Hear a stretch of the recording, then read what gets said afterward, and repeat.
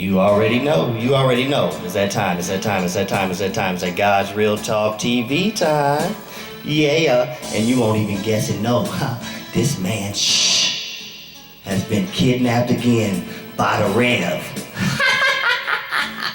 It's me. You know me, right? Okay, look. Shh, I'm gonna creep up on him. But this over here is the Wolf Man. He over here right now. Sacramento Wolf Man. The Sacramento Wolf Man, original. Yeah, he sold that name years ago. But I got him right here live with you. And I want him to say something to you because you're going to understand the message. Because he got a good message, he got a good heart, he got a good song, he got a lot of years on most of us out here. Because you can put two of me together and just make this man in year time. I'm just saying. He's ancient. He's like a grandfather clock. He's just been around ticking. Okay? So this is Mr. Wolfman right here, and I want him to tell you a little something about himself. Hello, world. God bless you first. Sacramento Wolf Man. Lord have mercy. I was born January the 10th, 1926. 88 years young. Boy, don't you want to have some fun. A great man, Wolf Man, trying to live the life with Reverend standing here beside me, trying to preach God's word. Said I've been through the storm and been through the rain. I've been out there in the slavery with the people, 1942.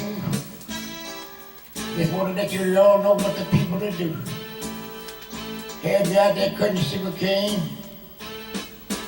Oh boy, I'm telling you how to treat people. So how did you get over there? I got over there because I was going to school one day and riding my bicycle, and two men asked me to show them a street named Hare Street. And I said, I'd show you. I said, I'll tell you where it's at. He said, no, I want you to go with us. Put your bike down, we'll bring you right back. We'll give you $5. So that seemed like big money back then. I jumped over in the car with them. Instead of carrying me to Hare Street, they carried me to West Union Station. That was the train station. And put me on a train and sent me from Memphis, Tennessee to Florida. And on a sugar cane farm, the man named Cornelius.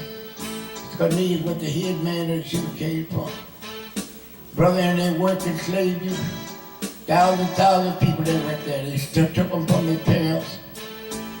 Back in the days, they take them. If you got a lot of kids, they'd take them and kill them away, steal them from the people, treat them like they was animals. If they worked, die, you work hard every morning, early in the morning from 4 o'clock to maybe 6 o'clock in the evening. If somebody want to whoop you, okay, they're big or little, you got to fight at night. Work, fight, and fight. And don't ask for no money. Oh, they'll take you to that whooper and whoop your ass and won't give you no money. Put your leg across the barrel with about 32 straps hitting on that ass. That's what they do. You go out the back door, and the people in line, they finna get some money, they finna get their ass whooping. See, and we sit there and cry about things that occur in the day in our life. And there people now crying and worried about different things. They wouldn't let you read and write. If they thought you read and write, they'd whoop your ass. 45 licks on that naked back. Pull that shirt off, show nothing but that naked back. Your pants be on, but your shirt be off. And have both hands hung up like you a cloud. And then they put nothing but that ass. That back. Got scars all over that back. And if you got sick, sit and carry you to the hospital. I ain't never heard nobody going to the hospital. You got sick, and you a poor black boy got sick, they throw you in that feet to the alligator. You get alligator meat. You throw you in that feet to the alligators. On the muck, down on the muck. And that's what happened in my life. Brother, and I'm telling you, I got on the campus, took the guy away while they put him on the bus when the FBI come out and let him go. Everyone got on that doggone bus, they got to the next town, they took them off. They got that bus up and brought them right back there and beat their ass. for going there for it. After the FBI gone, the FBI just put them on the bus, make them release it, put them on the bus, and the FBI left. And I didn't get on the truck. I went round the train, round the truck, the bus, and got in a cabbage truck and came on to California. That's where I got away. And my nephew told me after a couple of years ago,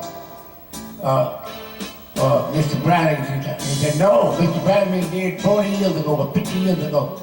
He ain't living, I know he ain't living. They got books wrote on me right now. They're making money off the books. He said $25 a book right now. She's sitting by the floor. Now the lady wrote the books. She wasn't even dead. She wasn't even living when I was born. She's still in her mother's womb when I was there. Now she's a young lady selling, and this baby sold about $25 million worth of them books since 1942 up until now. And they ain't give me a doggone dime. Well, we gonna make sure that we help you. Now this time, and nobody don't wanna. Nobody give me nothing $1 million they did for the kids. And I'm gonna get rid of some time to speak now. Mr. Wolf is going off, Sacramento Wolf Man. To know these short stories of this young man is why I come to understanding with God that he needs to be heard. Because he's got a lot to talk about. So do I. Figure my 48 years compared to his 88 years. He has 40 more extra years to talk about the changeover of life and what God has done for him. He's brought me through the trails and trials and tribulations of a young child in slavery. How could you imagine that today? I mean, I know there are people that kidnap people and they're strapped across the court system and locked up for the rest of their life. But to know there's people out there that's still promoting the fact of slavery and everything else going on right now, and you have people that's gone through it, that's a traumatic reenacting of your life. To see how people who are of the same nature and culture right now are getting killed for no reason. I'm Reverend Paul with God's Real Talk TV.